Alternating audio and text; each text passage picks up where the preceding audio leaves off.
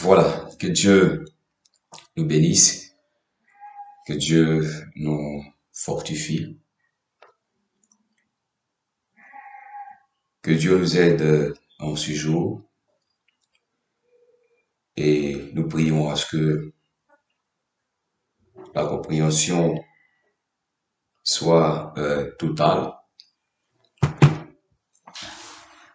Chers frères et sœurs en Christ, nous voulons vous dire droit dans les yeux que les temps sont finis. Jésus-Christ revient bientôt. Et la venue du Seigneur Jésus-Christ peut se faire d'un moment à un autre. Elle peut se faire maintenant que nous sommes en train de recevoir ces paroles. Elle peut se faire dans les minutes qui suivent.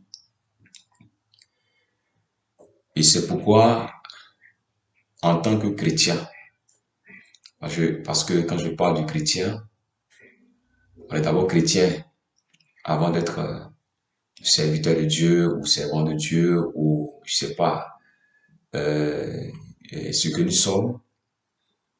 Parce que le chrétien, c'est celui qui a d'abord accepté Jésus-Christ de Nazareth comme Seigneur et Sauveur. Et donc, il faut être réaliste. Il faut revenir sur terre pour comprendre que les temps sont finis pour ceux qui dorment spirituellement, pour ceux qui vivent encore dans l'hypocrisie, pour ceux qui sont attirés par ce monde de péché.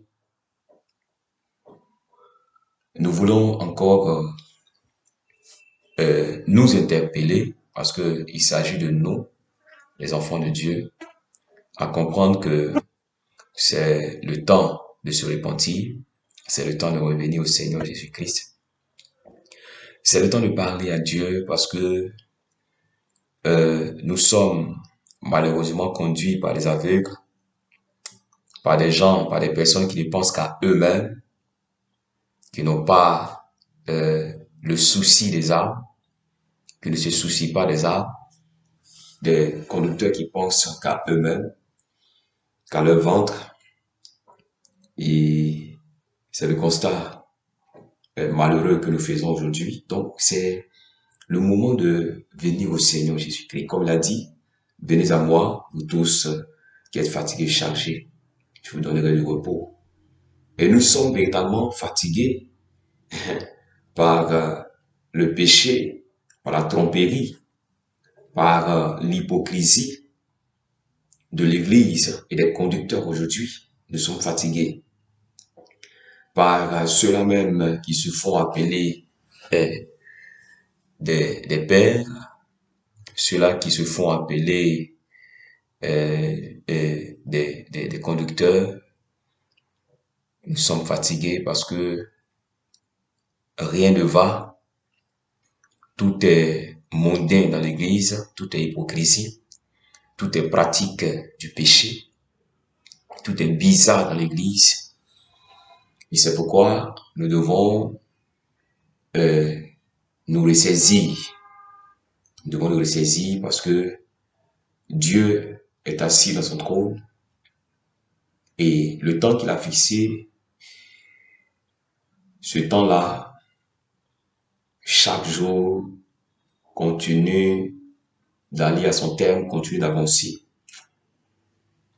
Dieu attend le jugement. C'est ce jour-là qu'il parlera. C'est ce jour-là que les choses vont véritablement se clarifier. Pour ceux qui vivent encore dans l'incrédulité, pour ceux qui marchent encore dans l'orgueil, il n'y a plus d'humilité dans l'église parce que tout le monde se croit arrivé, tout le monde se croit être le maître de tous, tout le monde se croit être quelqu'un qui connaît tout. Or malheureusement, nous ne connaissons rien. Nous connaissons en partie, nous ne savons rien. C'est pourquoi il faut ouvrir les yeux. Il faut avoir le regard spirituel, comprendre que nous sommes en train de vivre le monde. Comprendre que le monde est dans l'église aujourd'hui. Le monde, la vie du monde est dans la marche des enfants de Dieu. Et donc, il faut revenir à la raison spirituelle et non se tromper avec des pensées humaines. C'est pourquoi il est encore temps, nous qui sommes encore en vie, de revenir au Seigneur par une repentance sincère. Comme il a dit dans 1 Jean 1 verset 9, que si nous confessons nos péchés, il est fidèle et juste pour nous pardonner et nous purifier les yeux de l'iniquité. Il faut revenir, il faut confesser ses péchés.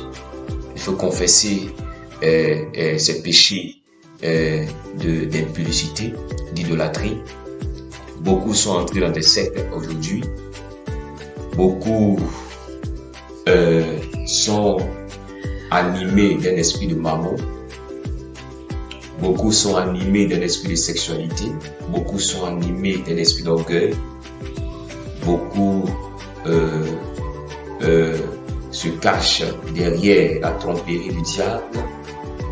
Et c'est pourquoi il est encore temps, pendant que nous avons la vie, de revenir au Seigneur Jésus-Christ de Nazareth. Comme je l'ai dit, comme je l'ai toujours dit, le salut ne se trouve pas dans une église. Le salut ne se trouve pas dans la vie d'un pasteur. Non. Le salut, c'est en Jésus-Christ de Nazareth qu'on la trouve. Et c'est vers le Seigneur que nous devons partir. Et non vers les apôtres, et non vers les disciples, et non vers les prophètes. Nous devons aller vers le Seigneur Jésus-Christ. Nous devons invoquer Jésus-Christ de Nazareth.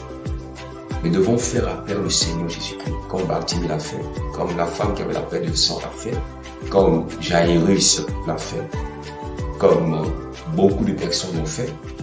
Nous devons crier au Seigneur Jésus-Christ de Nazareth avant qu'il ne soit trop tard. Ce n'est pas le temps de regarder à son église. Mon église enseigne bien, mon pasteur enseigne bien, ce n'est pas le temps. De regarder à tout ce qui nous entoure. Et il faut venir au Seigneur Jésus-Christ. Voilà. L'enseignement appartient à Jésus-Christ. La parole de Dieu appartient à Jésus-Christ de Nazareth. La vie éternelle appartient à Jésus-Christ de Nazareth. Le royaume des cieux appartient à Jésus-Christ de Nazareth. Et c'est vers lui que nous devons aller. C'est vers lui que nous devons nous rendre pour avoir la vérité. Et donc, pour ne pas être rejeté demain, revenons au Seigneur Jésus-Christ de Nazareth. Il ne s'agit pas d'être avec un bishop, un évêque. Il ne s'agit pas d'être avec un pasteur. Non. Il faut revenir au Seigneur Jésus-Christ. Il faut revenir à la parole de Dieu. Comme le Seigneur l'a dit, la connaissance de la parole de Dieu, elle est accordée par lui-même, par le Seigneur Jésus-Christ de Nazareth, et non par une école théologique. Et donc, nous devons revenir au Seigneur Jésus-Christ, nous devons réclamer la grâce de Dieu pour une compréhension véritable de la parole du Seigneur Jésus-Christ. Une compréhension selon Dieu. Il faut réclamer la grâce de Dieu. Il faut revenir au Seigneur Jésus-Christ de Nazareth. Il faut lire la Bible avec le Saint-Esprit de Dieu. voilà, dans un esprit d'humilité pour que notre vie chrétienne, notre marche chrétienne soit agréable à Dieu. Bien-aimés, on a beaucoup suivi les églises, hein. On a beaucoup suivi les prophètes, les pasteurs et autres. Mais c'est le temps de suivre le Seigneur Jésus-Christ de Nazareth. C'est pourquoi il a dit, si un aveugle est conduit par un aveugle, voilà, les deux tomberont dans un trou, dans le trou de l'enfer. Et donc, il faut revenir au Seigneur Jésus-Christ de Nazareth. Il faut revenir au Seigneur Jésus-Christ. Parce que c'est grave, ce que nous voyons, ce que nous constatons. Comme le Seigneur l'a dit, s'il n'abrège pas le temps, les élus même seront damnés. Et actuellement, il y a combien d'élus? Voilà, il y a combien d'élus? Si la sonnette sonne, la trompette sonne aujourd'hui, il y a combien de personnes qui iront avec le Seigneur Jésus-Christ? Combien de personnes seront sauvées? Et voyons la réalité en France. Parce que c'est triste, hein? Voilà, c'est triste. C'est triste. Voilà, c'est triste. Je suis pasteur aussi. Et je sais ce qui se passe. Voilà, disons-nous la vérité. Il n'y a plus de vérité dans la bouche des pasteurs. Il n'y a plus de vérité. Il n'y a que voilà, de la tromperie.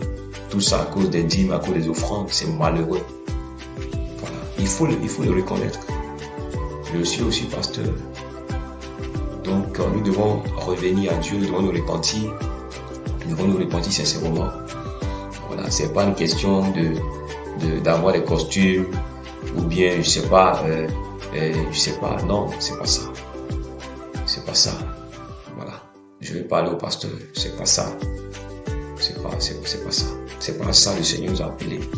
Regardons un peu la vie des apôtres, lisons Actes des apôtres. Pourquoi est-ce qu'on mettait les apôtres en prison? Pourquoi est-ce qu'on constatait dans la vie des apôtres la souffrance? Et c'est à cause de quoi? C'est à cause de la vérité. Pierre n'a-t-il pas dit dans Actes 5, verset 29, il faut obéir à Dieu plutôt qu'aux hommes? Mais aujourd'hui, est-ce qu'on obéit à Dieu plutôt qu'aux hommes? Aujourd'hui, le constat, c'est que nous obéissons aux hommes plutôt qu'à Dieu. Parce que nous faisons plaisir aux fidèles, nous faisons tout pour faire plaisir aux fidèles.